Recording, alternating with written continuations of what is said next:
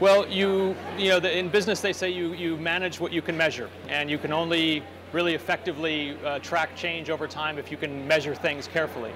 And so many things that have made great progress, economic progress and others, have been measurable, and they've been repeatable, and people have trust in the progress that's being made. Some of the things that we're trying to tackle that are more softer issues of development have been much more difficult to measure.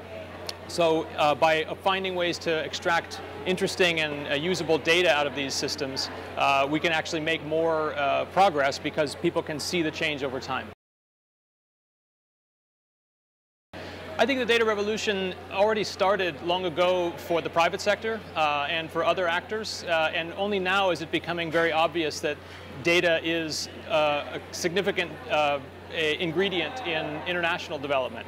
So in the context of international development, we've seen this talk of the data revolution. So I think it really means refreshing skills in government, changing the way we work, but also in civil society as individuals, and in private sector and other segments of the economy, looking more as measuring the progress that we make and not just trying to do large-scale development projects.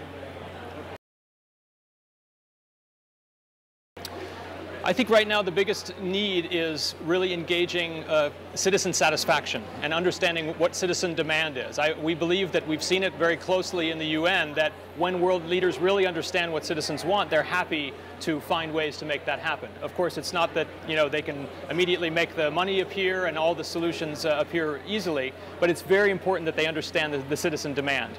And also when projects are underway, when expensive projects are underway, we need to have that citizen feedback to see whether they're actually working. So you can make progress on a development project, but if the citizens feel that no progress has been made, that big investment has not made the impact it needs to.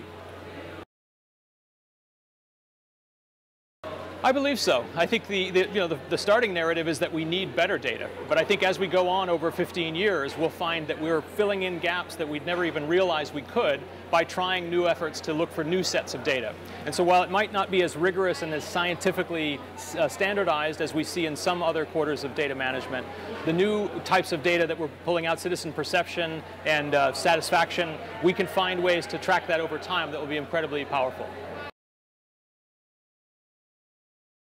Well, one of the core issues is privacy and human rights. Big data is a fascinating area of research, but we have to remember that in many cases the data is not meant to be shared. Citizens are vulnerable to kind of efforts to keep them from speaking their mind, and in certain countries, if they decide to collect data in certain ways, even through mobile phones and other things, we may find that suddenly those in power use that data against the citizens themselves. So we feel that there's a huge opening to ensure that digital human rights are covered carefully. Anytime you're innovating and anytime things are changing rapidly, it usually happens with pockets of activity. And the most important thing to make real scale in those kind of activities is to share this knowledge and to gather regularly to share the lessons learned in projects and to see where the opportunities are. Otherwise, we may find that people are repeating the mistakes that others have already tried and failed. So you need to come together regularly to have this kind of opportunity to see what others have tried that you may be thinking of or you may be challenged with.